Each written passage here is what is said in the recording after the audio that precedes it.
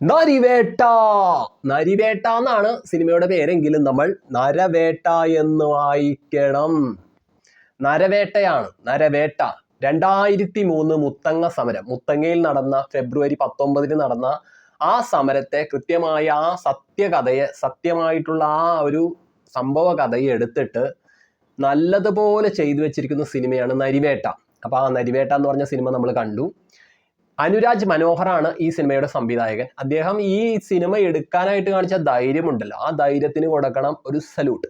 കാരണം ഒട്ടുമിക്ക സംവിധായകരൊന്നും ഇത്തരത്തിലുള്ള ചരിത്രത്തിൽ ഉറങ്ങിക്കിടക്കുന്ന സ്റ്റോറികളൊന്നും എടുക്കാൻ ധൈര്യം കാണിക്കില്ല. അവർ കുറച്ച് ഭാവിയിൽ സംഭവിക്കാൻ പോണ കഥകളൊക്കെ ആയിട്ടാണ് കൂടുതലും വരാറ്, അല്ലെങ്കിൽ എന്തിനേയും പ്രണയത്തിന്റെ സ്റ്റോറികളൊക്കെ ആയിരിക്കും കൊണ്ടുവരാറ്. പക്ഷെ അനുരാജ് മനോഹർ അടിപൊളിയായിട്ട് അത് ചെയ്യാൻ എടുത്തിരിക്കുന്ന ധൈര്യം കിടു. ഇഷ്കിന്റെ സംവിധായകനാണ് അനുരാജ്. ഇഷ്ക് ചെയ്തതിന് ശേഷം 6 വർഷത്തെ ഇടവേളക്ക് ശേഷം പുള്ളി വന്ന് ചെയ്ത സിനിമ ഉണ്ടല്ലോ, കിടിലോസ്കിയായി. ഗംഭീരമായിട്ടുള്ള സിനിമ, ബ്രഹ്മാണ്ഡ ചിത്രം എന്നൊന്നും പറഞ്ഞ് സിനിമേനെ അങ്ങോട്ട് പൊക്കിയടിച്ച് അങ്ങോട്ട് പുകഴ്ത്തേണ്ട കാര്യമില്ല. പക്ഷെ ഗംഭീര ചിത്രമാണ്. നമുക്ക് ഈ സിനിമ കണ്ടു കഴിയുമ്പോൾ മുത്തങ്ങ സമരത്തിന്റെയും ആ നടന്ന സംഭവങ്ങളെയൊക്കെ കുറിച്ചുള്ള ധാരണ ഇന്നത്തെ തലമുറക്ക് കൂടുതലായിട്ടും കിട്ടും. ഒരുപക്ഷെ ഇന്നത്തെ തലമുറയിലെ കുട്ടികളൊന്നും ഈ സംഭവത്തെ ഒന്നും ഓർക്കുന്നുണ്ടാവില്ല. അവര് പത്രത്തിൽ ഒന്നും വായിച്ചെടുക്കാനായിട്ടുള്ള സമയം അവർക്ക് ഉണ്ടാവില്ല. പക്ഷെ അവർക്ക് ഈ സിനിമ നല്ലതുപോലെ അത് അവരുടെ ഹൃദയത്തിലേക്ക് ആഴ്ന്നിറങ്ങും, അത് ഉറപ്പാണ്. പിന്നെ ഈ ചിത്രത്തിന്റെ തിരക്കഥ ഒരുക്കിയിരിക്കുന്നത് അബിനാണ്. അബിൻ നല്ലതുപോലെ അത് ചെയ്തു വെച്ചിട്ടുണ്ട്, വൃത്തിക്ക് അത് ചെയ്തു വെച്ചിട്ടുണ്ട്. പുള്ളി ഒരു ചെറുകഥാകൃത്താണ്.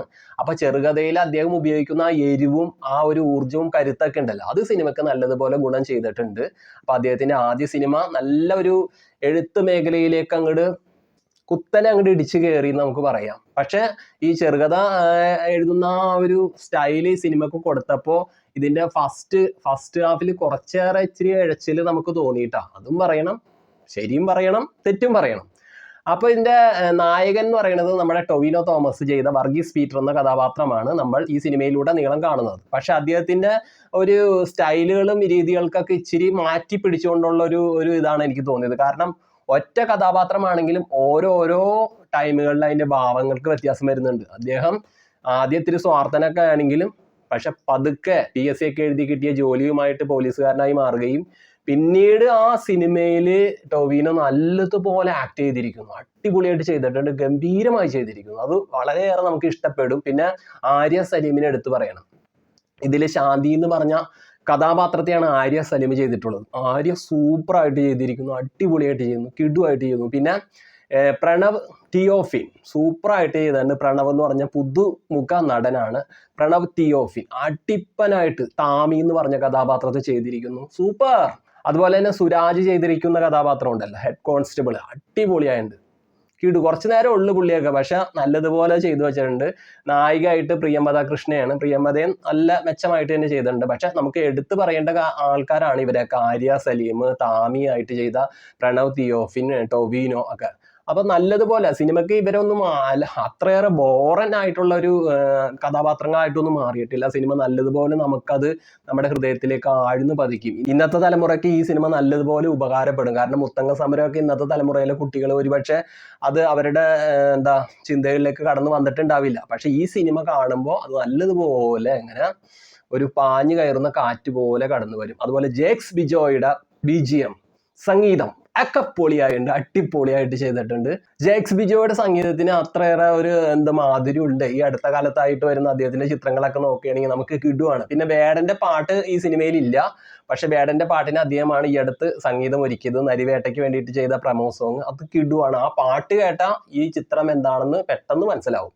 ഇപ്പൊ ടീസറും ട്രെയിലറൊക്കെ കണ്ടപ്പോൾ ഈ ചിത്രത്തിന്റെ ആ മൂലമായിട്ടുള്ള കഥ എന്താണെന്ന് ഒരുപക്ഷെ എല്ലാവർക്കും പിടികിട്ടിയിട്ടുണ്ട്. അപ്പൊ അത് പിന്നെ എടുത്ത് നമ്മൾ പിന്നെയും പറയേണ്ട കാര്യമില്ലല്ലോ. പിന്നെ ഈ ചിത്രത്തിന്റെ എഡിറ്റിംഗ് സൂപ്പറായി.